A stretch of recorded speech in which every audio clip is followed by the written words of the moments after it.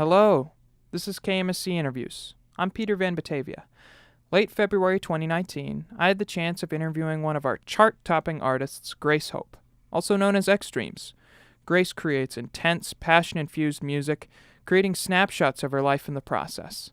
In this interview, she shares all about her career and her album Physical Contact. Enjoy, folks! Okay, everybody, welcome back to KMSC Interviews. I'm super excited to have a new artist on the show tonight. We have exdreams. Woo! Yeah! Woohoo! So usually we start out with a nice get-to-know-you question. Is that all right? Yeah. So the name of your new project, your first new album under exdreams, is Physical Contact. But do you have a favorite contact sport? Well, I'm probably going to break contact sport rules by saying this, but I really like hacky sack. Probably not a sport, but I like it a lot. That's a good one, actually. That's pretty original right there. So we'll just dig right in. Where does exdreams hail from? I'm in Tacoma, Washington, on the West Coast. And how about the name exdreams? I am assuming that's not your given name? No, my name is Grace Hope. And exdreams is the name of this project. To me, it kind of connected with the divorce that I was going through and just thinking about exes. I was thinking about dreams. Okay, so you'd say it's infused with a lot of current events in your life? Yeah, it was very much a snapshot of a moment in time. Because everything was recorded and written in such a short period of time, it really captured just exactly what I was going through in that moment last June. It was intense. Yeah, I bet. So, Grace, when did you decide you wanted to make music? Oh, that's a good question. You know, ever since I was a little kid, I really enjoyed singing and writing songs. It's something I've dabbled with off and on throughout my life as a teenager and then in my 20s. And I've been in a couple of different bands. It's always been something that I can't not do. But of course, like lining up all the logistics to actually pull off a project is a lot of work as well. Anytime that I've taken a break from music or making music, I'm always thinking about what's next and thinking about how to express myself. And yeah, it's always going to be there, I think. So what was it like when you finished your first song? I think the first song that I really remember writing, I was laying in bed and I was probably 8 or 9 years old and hanging out with a couple of my sisters because I'm from a really big family. And I don't remember what our conversation was, but eventually we just started singing and we kind of wrote this long, complicated, very emotional, strong feeling kind of song. And we were so excited about it. And I felt just like completely alive. I felt really great. And the next day I wanted to show it to everybody and I was really excited, but no one could remember how it went. None of us could remember it. So that was a tough lesson that beautiful things happen, but you got to write them down or record them or you will forget them. You mentioned you were in a couple other projects bands before this. What was releasing your first set of songs or album or EP like? Incredible. Yeah, it's so much work and so much, like, you go through a lot of self-doubt and then you really believe in what you're doing and getting it out. Yeah. So I've had 2 children. It sort of feels like having another child. It's a lot of work. It's really beautiful, and it's a part of you. Yeah, and then it's just out there in the world for other people to enjoy, and I always hope that the work that I'm doing or the music that I'm making connects and makes sense to other people in the ways that other music does for me. Because I think we all feel a little bit less alone when we hear something in a song that connects to us, and maybe we haven't heard that before. That's maybe one of the best ways I've heard of feeling after an album. So what have your inspirations been like so far? Gosh, well, I'm a huge fan of music, and I always have been, and I listen to a lot of different stuff. I really love Kate Bush, and she's like one of my heroes, and Nina Simone, and Jeff Buckley. I've always been really drawn to singers. Even though, there's all sorts of great bands, I often tend to just be drawn towards a singular voice, and not just a singing voice, but someone's ability to express their interior life through their singing. And that reminds me that it's okay to be weird and to be myself, and that it's not really about who I can emulate or what kind of music I'm making, but it's about what happens to be inside of me and how I can let it out. So I really enjoy artists who are unique to themselves, like Anoni of Anthony and the Johnsons, who are comfortable with themselves and finding ways to accept themselves through their music. Okay, sweet. So we'll hit a little more specifically on your newest project. So you mentioned that exdreams is more of like a project rather than an artist, you would say? I don't know exactly how to define it. I guess I call it a project because I've produced other or like I've put out other solo work before. My last project was called Apartment Light, and before that I was in a band called Goldfinch, and they're each just sort of their own thing. So I call exdreams a project because I know that in the future I want to give myself permission to also do something else if I want to. But I made the exdreams album with my producer, Finnessy, who lives down in LA, and then my creative partner, Aaron Stevens, and all of the songs are a result of our collaboration together. I love the synthy sort of pop sounds you use in there. What spurs you to choose those sounds in this project over others? Oh, that's a good question. You know, that all comes from Finnessy, my producer. He has a really broad stylistic skills, and he makes a lot of different kinds of music. In the past, I've been limited by my own skill set when it comes to,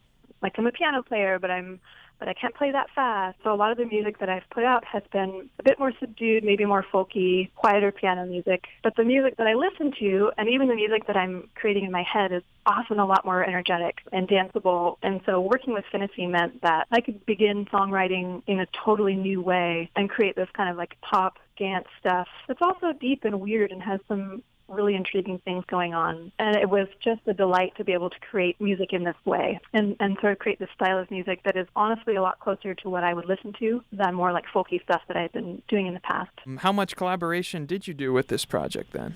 All of the collaboration. I did it all.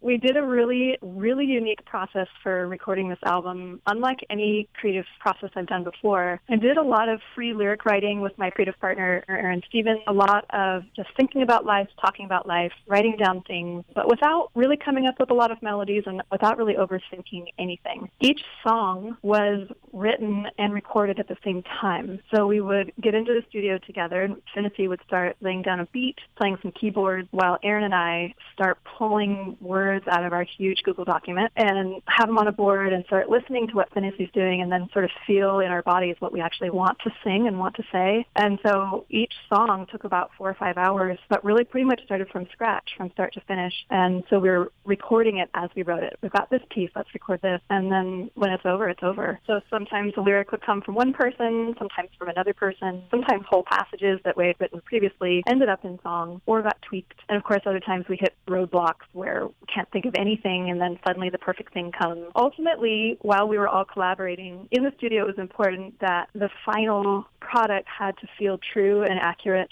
for me as a singer. And so while everyone contributed, ultimately what ended up on the album came down to what felt like it was coming from me, or it was true to my voice, even though it was still collaboratively written. So in that way, I feel like the songs are incredibly personal for who I am and from my experience. So you mentioned you had a lot of experience and sort of emotion going into the project. What sort of emotions were you trying to work through or aiming to make others feel? I don't know if I'm ever aiming to make other people feel something. All I know how to do is push past my kind of thinking brain and start giving room to the way I'm really feeling. There were often moments in writing and recording that I hadn't even been able to admit to myself that I was thinking or feeling something, but it would start coming out in the lyric, and that was really powerful. So most of it was recorded in June, and that previous January, my husband and I, after 17 years together, came to the end of our marriage. And so I was processing a lot of things, and some of that was grief at the wife that I should have been or could have been, but other pieces of it were happiness at my freedom. You know, our divorce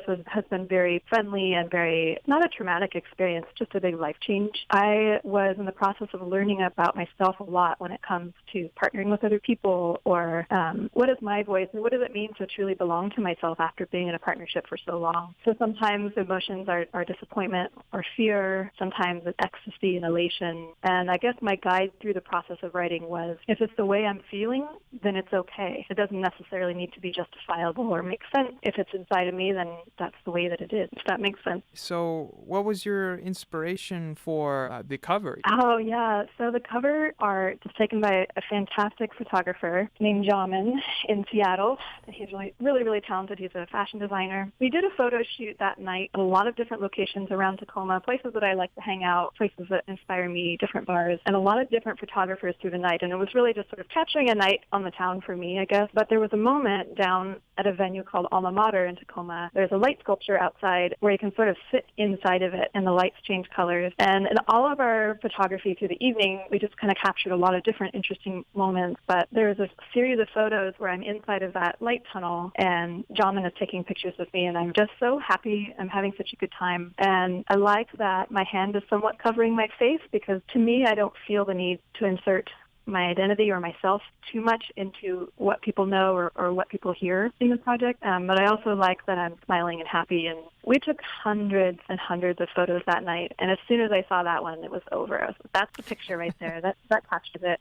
And that light tunnel changes colors constantly. So it could be red or blue. And it just happened to be green with a little bit of orange. And I felt like I just absolutely love those colors. And it was just the right moment. I know this is a tough one. A lot of artists just can't choose, but I think it's relevant to ask, which song is your personal favorite, if you have one, on the album? Actually, I'm a bad song mom. I do have favorites. I do love them all, but the fourth track called It's Not Sex, that is my favorite song. It's also the very first song that we made, and that was the song that made me, at that point I hadn't been planning on doing a project or doing an album. It was really just a chance to get back into the studio with a couple of friends, see where we're at now. We haven't worked together in a really long time, and just see what shows up. It was really just sort of like a fun workshop kind of day in the studio, and that song took only 4 hours to make and to write and to record, and it just came out of the most deep and genuine and sort of mysterious place, creative place, where I felt for the first time in a really long time, I felt fearless in writing, and I felt fearless in saying what I wanted to say. I was wearing my pajamas, I rode my bike over. A bit frazzled. I'm a full-time student and a mom with a couple of kids, and I just thought in the past, often my creative process involves worrying about the way that I look, or does the producer in the studio think I'm a legitimate musician, or all those different pieces of self-doubt that come in. And possibly part of aging, possibly part of getting divorced. I felt so much like I just didn't care anymore. Like I really know who I am, and I know what I want to say. And It's Not Sex has a lot of different meanings to me, and it can mean a lot of different things to other people. But to me, it was one of the most liberating creative processes I've ever experienced. And after making that song, it was like a drug. I couldn't stop listening to it, and I couldn't stop learning from it, learning about myself from it even, because I really wasn't doing a lot of thinking when I wrote it, just sort of feeling. And then I thought, this is a drug, I have to keep doing it. And then we ended up recording the whole album. But I guess I love It's Not Sex because it really unlocked this whole thing for me. And it's a song that I still go back to and listen to and learn from. And I don't feel like music often does that for me. There's a lot of different interpretations of what it means. There's a music video for it that you can find on YouTube. And to me, it says just enough without giving everything away, which is a really hard line to walk in songwriting. So have you performed any of your music live so far? Yeah, I had an album release party past October as part of the Tacoma Film Festival because I was putting out a music video as well, kind of put it all together here in Tacoma, and then did a live performance. And because in the past I always have my keyboards and my amps and generally the rest of the band on stage, it's a really different experience being on stage by myself with a loop system or like a stem system, and I'm playing the tracks in the background, but I'm just there with a microphone. And I thought maybe I'll feel nervous or like I don't know what to do with my body. But actually I felt like $1,000,000, and I just danced around and had a great time. And I haven't performed music before that people want to dance to so badly. And it feels like electricity in the room to be up there dancing too, and sort of like giving permission, like, yeah, you want to dance, I want to dance, let's all dance. And so the audience experience, I think, was really incredible because everybody in that room was moving and smiling and feeling themselves and feeling really good. And I was too. So I'm looking forward to doing more performance as well. Right now, I'm in my final semester of my degree, and I'm taking 7 classes and not playing any shows. But I really look forward to getting out there again. How has interacting with your fans been? It's interesting because I have fans that have supported me and been with me through all of my projects over the years. I have other fans that are just now discovering this music and this new project. Because I took a big break from putting music out, it has been wonderful to be able to offer this new project to the people who have stuck by me and supported my music. But also sort of a fun surprise because this album is so different from anything I've done before and pretty unexpected, I think. But it still has this core of depth, of storytelling, the sort of hallmarks of what I generally make. And I've heard heard from people, a lot of different fans, that this is the best stuff I've ever made, and also just a lot of deep, deep enjoyment, a lot of deep listening. I don't know if you've been doing the same thing, but just a lot of repeat listening to the album. And, Yeah. makes me really happy. There's a lot to unlock in there, and it makes me really happy that people are doing that. Because honestly, I am too. I really enjoy Tennessee's production and the layers of sound that he puts in, and I feel like I'm still hearing things for the first time when I listen back, and that somehow I haven't noticed yet. Yeah, it's such a cool album. I'll be honest, I've danced to it in my dorm by myself a few times already. It's just such a, like, it's got so much passion, you can tell, and just it helps relieve a lot of that stress you pent up as a student. Yeah. Yeah. But what's next for Grace or even exdreams as you move forward past this project? Yeah, so I've been kind of like the build up to this album. I've been doing a lot of free writing, which is a pretty unusual thing for me. I think usually if I sit down to write lyrics, I'm thinking about metering, I'm thinking about content and length. Mostly I'm just writing down without thinking about any of that stuff. So I have a ton of material that I would love to turn into the next album. And definitely, like, if the last album was a snapshot of where I was at last June, I've grown and changed. I'm in a slightly different headspace now. So I'm really hoping that once I graduate in May that I can get back down to LA and record the next album, because I have more than enough inspiration and material, and I can't wait to work with Tennessee again and Aaron Stevens. It's really just a dream team. Both of those men are so respectful and the best kind of collaborators you could hope for. So yeah, I would love to get my next album out this summer, fingers crossed, but since it'll be written and recorded all at the same time, I can't really tell you what's going to be on there or what it's going to be called, but it'll be right when it happens. Awesome. Well, I'm super glad to have been able to talk with you today, Grace. Is there any sort of closing stuff we can hit you want to plug or you'd like to hit before we shove back to your awesome album? Well, I'm just really grateful for everyone who listened, and of course I appreciate the support and people streaming it and sharing it with their friends, but ultimately I would just want to plug everyone's creativity. You know, I've been racked with self-doubt a gazillion times, whether it's about school or about art or music, and I hope that anybody listening out there feels freedom and permission and confidence to express themselves in whatever it is that their media is, whether it's writing or singing, because it's the uniqueness of our voices that makes us worth listening to, I think, and there's a lot of pressure to sound like other genres or sound like other people. I hope that this album inspires people when they're 39 years old and going through a divorce to write an amazing album and put it out. Well, thanks, Grace. We really appreciate you coming on. You guys can find her album where? It's on iTunes, Apple Music, and Spotify. There's also a video for It's Not Sex on YouTube, and I will warn you that it is not safe for work. Okie doke. We'll get right back to it, folks. Well, you are listening to KMSC Dragon Radio. Thanks, Grace. Have a great day. You too.